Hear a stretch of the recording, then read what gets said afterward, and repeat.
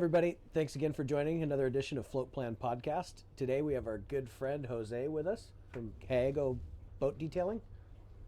Right? Yes. Okay. My name is Jose Gallegos with Gallegos Yacht and Boat Service. Perfect. And as always, Matt Maynard, Irwin Yacht Sales. Hey guys, thanks for being here today. So having a pretty good day today. We're down on the S3 demo boat at Salmon Bay Marine Center. And thought we'd have Jose on to talk a little bit about one of the most important things about the boat is to keep it clean. Make sure you don't lose that fiberglass, lose your gel coat, right? Or be the person that your neighbors are teasing at the dock. So wanted to talk about what's the newest, latest, greatest in keeping the boat going. Maybe talk a little bit about the detailing process, some of the stuff that you're doing now, how much time it takes, and just a general, service guideline for people as they're thinking about keeping their boat up to speed. Yeah, a lot of times when we go to list a boat, the boat is due for bottom paint and is due for a full detail. It's one of those things, kind of like a house when you put your home on the market, you keep the lawn mowed, you keep it looking nice. It's the same thing with a boat. You get one chance to make that first impression, and if you don't make that good first impression, that kind of permeates through the whole showing. And even though your boat is a great boat, that first thing, hey, didn't detail, they didn't quite keep it up. When it could be something as simple as a good wash, or it could need a full detail. You never know. Jose, in fact, does a lot of our boat detailing for boat shows. And in the last show, we had a Meridian 441 with a black hole.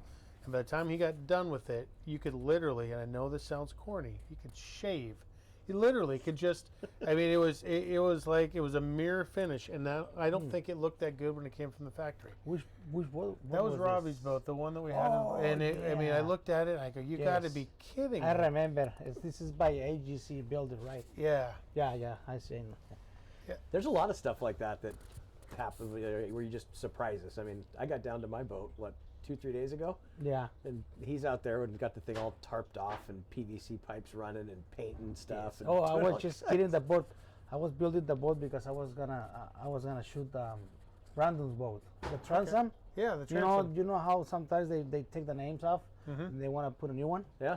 You always see the old name, the old letters, but people always ask me, "Hey, Jose, can you do the wet sand and bath? So you don't see the older name anymore." But I said, you know what, I can try and I can do my best. But sometimes they still there, they never go away. The only option that you have is to send it down all the way down to with 80 grit and re-gel coat it. Okay. Yeah, and then that's what I'm doing to Brandon's boat right now. Yeah, Brandon's a good friend, long-term client, but has turned into an exceptional friend. And we've done a number of boat deals together. In fact, I bought Enzuelo was Brandon's boat. I helped him get it, which I now own, which Jose takes care of for me. And Brandon just purchased a new to him offshore, and from the original owner. And the name on the back, as many of us do, we do a vinyl wrap or a vinyl sticker, basically for the name. And after so many years, that it seeps into the gel coat and actually causes what we call a shadowing effect. Okay. So you can't, no matter how much you wax and all that, you just, as came with this, couldn't get it out. So Brandon, being the particular person he is, has decided to go and do the extra step of making it just right. He wants the perfect. Yeah. And how long is that going to take to get the transom repainted?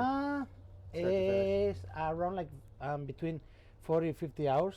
Okay. So because I had to send it down, I had to build a tent, I had to clean it, and I had to apply the Joko, and then after that, next day I had to come and do the wet sand and bath. So I had to start with 30 grit, 320 grit, and 600, 800, 1000, and 1200, and then polish. Okay.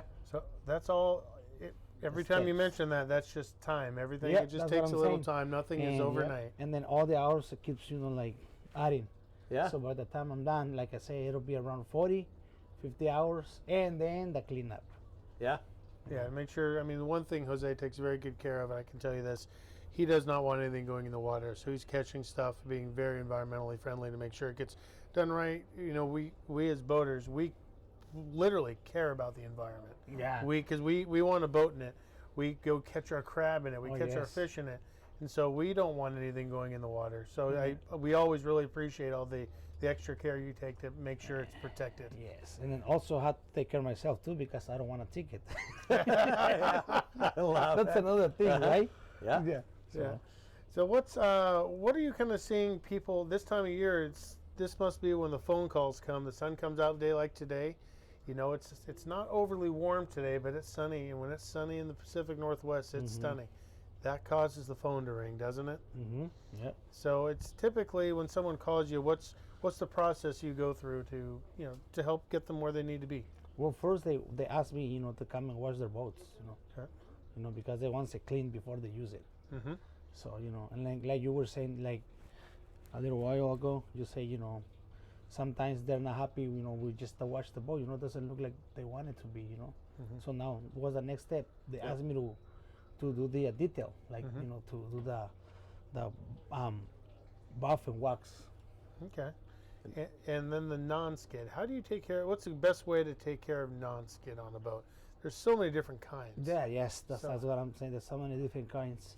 So we just do a pressure wash, and then scrub and use some of the chemicals that we use, for cleaning decks, and then and then if it doesn't look good, sometimes we have to do another coat. If the customer doesn't like the way it looks, so we just end up doing another coat. Yeah. It's not uncommon when you go into the boatyard. We call it the boatyard blues, because you go into the yard, the deck's clean and everything, and then say if you got a 2 or 3 month project, you got something. The one thing you need to make sure when the boat is in the yard that you're still washing it, and as an owner, that's still our responsibility to do. A lot of times we don't think about it. We assume the yard's doing it, but the yard is there to do their work, not to wash your boat. So also getting into a boatyard and you're up on stands, you guys are up there a ways. Oh yeah. You can be up there 25, 30 feet washing a boat. It's a little nerve-wracking. Oh, I know it's a little bit dangerous, but that's what we gotta do. Yeah. We gotta to get it clean, Yeah. And it's probably, you guys would probably prefer to do the hole when it's out of the water though, right? No, the buffing. Yeah, Yes, at least the hole, correct? Yes, at least the hole, yeah. Because sometimes it's hard to how are you gonna get to the other side unless the owner is there to flip the boat around for you, Uh-huh. Otherwise, sometimes we're able to do it ourselves if the boat is not that big. Like let's say like this side, we probably can turn it around ourselves, with the lines. Yep. I heard you guys took my fishing boat and used it to run around the site and do the last buff job. I don't know. I don't think so. Yes. I think he asked. I think Beto asked you. It was your wife. Yeah, he asked yeah. Jenny. Yes. Yeah. It was pretty funny. I got back and she's like, she says the guys love the fact that the whaler's tied off back So there. then they just went around and scooted around the side of the boat. Now that you're here, we're gonna use it next time. You can. Again. You can. Just make sure they get my power plug back in and tie it off right. Oh yeah. No worries. So that's I always got the you. trick. I got you. So, and you do full paint jobs as well, don't you? Yes. So it's what was the last paint job you did? I did a last paint job last year. Okay. It was in sometime in the summertime. Okay. And this boat is right here. It's in Sierra Marina, Okay. by Fisheries. Mm-hmm. So I paint the whole boat rub rail up, Okay. from the rub rail up. And then I think it's kind of like those boats. It's a 65 foot long boat, and it's kind of like looks. This boat is kind of like the same like Grand Banks or Grand Banks. Kind of look close to it. I can't remember the brand of that boat. Yeah. Yeah, but it's got a lot of varnish too. So we did a lot of work on the boat. We restored the boat. we didn't just paint it. We restored it. Okay. It was like bad conditions. It has a lot of rotten wood. We had to put a lot of fiberglass. The deck, we end up cutting a big piece of the deck, and we had to put a new one. Okay. New wood, new fiberglass. We pretty much paint the whole entire boat, and then brand new decks, everything. Yeah. I should take you guys to the boat. Like I'd love to see it. Sometime maybe next week. Let's plan on going to look at the boat together, and then I will show you guys pictures, and then I'll take you to the boat, and you'll be like, "Whoa, this is the boat!" It's incredible. We got to do that later in April, Jose. Yeah. It's Yeah. not warm enough for me to be up here full time yet. Like, when the fish start running, we'll talk about next week. But Okay, Do you fish at all? not really. I don't have time. All right. Too busy working. Yeah. Usually in the summertime, I work from 6, 7 in the morning till 8 or 9. I had to take advantage of the weather that's the time. Yeah. because sometimes, I do it. People calls, a lot of calls, phone calls. Then sometimes I gotta do an emergency job. Sometimes Oh yeah. I people get it. call me, "Hey, Jose, hey, I gotta leave in two days, but look at what happened on my boat." What? Now they have a big hole in the bottom. They crash the boat, and they don't wanna leave like that, and then they call me. Yeah. So I had to make it happen. The day-to-day keeping your boat up. So let's talk about freshwater and saltwater separately, because I know those are two different things. But how often should you be washing it in freshwater? How often should you be buffing and waxing and doing all that kind of stuff? I would say the same thing. Really? Because Okay. it's out, the boat, it don't matter, it just is outside too, But what I always recommend to the customers is when you take the boat out in the salt water, as soon as you get back, at least rinse it down. Yep. At least, because the salt is gonna stay on the fin, Uh-huh. and that's gonna cause problems. Okay. Yeah, one of the things that we find as on Lake Union, especially because we're in between I-5 and 99, and we get all of the airplane traffic, Lake Union does tend to need boats to be washed a little more often than even Elliott Bay. I mean, Elliott Bay and Shoal Shoal, you've got your birds and you've got the other marine life a little more to deal with than we do on the lake. So every location kind of needs something different. If you're up in the islands, it's maybe once a month. They don't get Yes. that dirty because there's just not that much in the air Yeah. to stir things up. Once a month or whatever, but over here, like at least twice Twice a a month. month at least, Yeah. But once is fine too, But like I say, it would be better twice a month. Yeah. Yeah. And then, how many would you recommend? 2 details a year, beginning of the season and end of the season to kind of protect. What does that do for you as an owner when you have your boat taken care of like that? I recommend it at least like twice a year, because I would say every 6 months to do it like, and then that will protect your boat a lot. It's an expensive investment in the water. You want to protect that Well, investment. it's not expensive. You look at it like the other way. If you do it twice a year, you're just taking care of it, right? Mhm. But then you wait another year, it's gonna cost you more.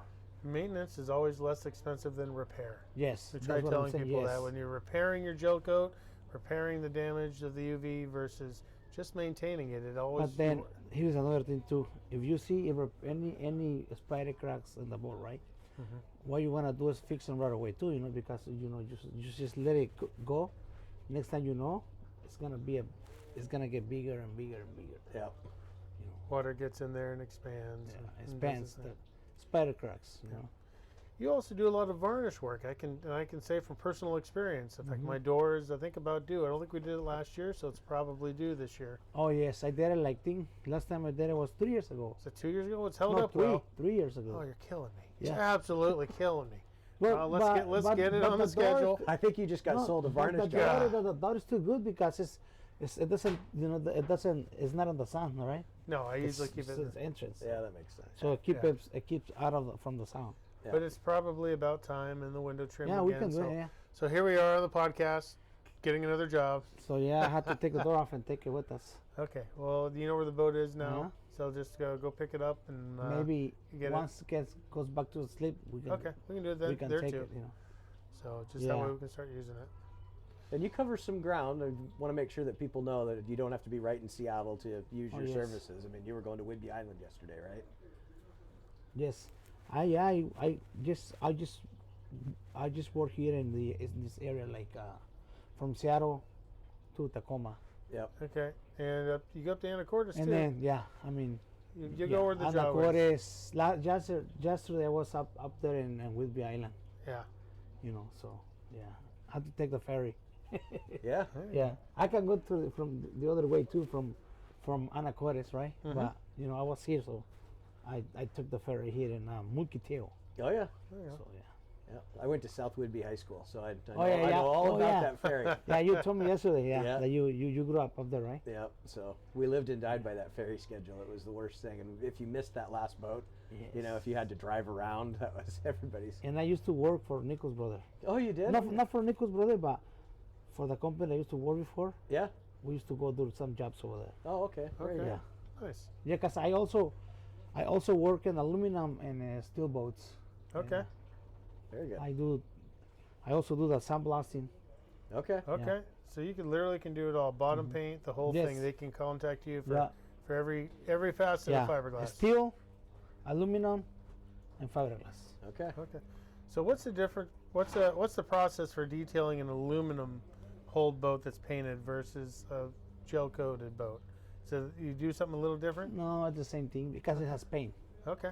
You know, but the aluminum, the salt water, it's the the aluminum Yeah. and the steel. It gets corrosion, so that you have to, like I say, you have to keep washing those boats. At least, like I say, at least twice a month. Okay. Because the salt, the salt will eat and cause corrosion on the aluminum and the steel boat. Yeah. Is there a way to bring that boat back? The same way you talked about, like bringing your fiberglass back. If you get the corrosion and all the salt eating at the aluminum, you can bring one of those back and get it looking good. Yes. Okay. Good. You just gotta have to grind it down and change the corrosion. Yeah. You know. And put a little bit of the primer for the aluminum primer, like a barrier coat, and then the paint. Oh, okay. Okay. Yeah. That makes sense. Perfect. Good, good. So if someone wants to get a hold of you, what's the best way to get a hold of you? Well, they can call me. My phone number is 360-391-6726, or they can also reach out to me on my email. Okay. What's my email? Yeah, there we go. Let's just go ahead and turn that Yeah. around. Here we go. This is my business All right. I love it. information. Okay. And if you really want, if you just want to also make it easy, just get a hold of Tim and I. You can either get a hold of me at Irwin Yes. Yacht Sales, or get a hold of Tim and I here on Float Plan Podcast, and we'll be happy to get you in touch with Jose. Yeah, that's another option. Yeah. So that works out well. Well, we do appreciate your time today, Jose. Thank you so much for everything you Thank did you. for us. Thank you guys for Buddy. inviting me to be part of this. Yeah, of course. Yeah. As we say, we like people to know the good guys out there. So Jose is definitely one of them. Yeah, and we're Yeah. excited too. Like I said, the next time you've got a cool project going, to come down and you can actually show us a little bit about how it works. Yeah. So I know we've got a decent mix of people that listen to this, but then also people that Yes. watch the video stuff. Yeah. So for the people that want to see how things Yeah. are actually being done, that's where the YouTube part of it comes in, and Let's do it. we'll come down and check you out in action. Yeah, Next time. let's go see the boat you painted. I want to see that. Oh yeah, Yeah. I have I'm working on Brandon's boat right now, so you see when it's done. Yep. How it absolutely. looks like, That'll be good. Very cool. Okay. And then next I can jump on Matt's boat. Yeah. There we go. Yeah. I love it. Good. All right. All right, guys. Thanks. Thanks. Thank you.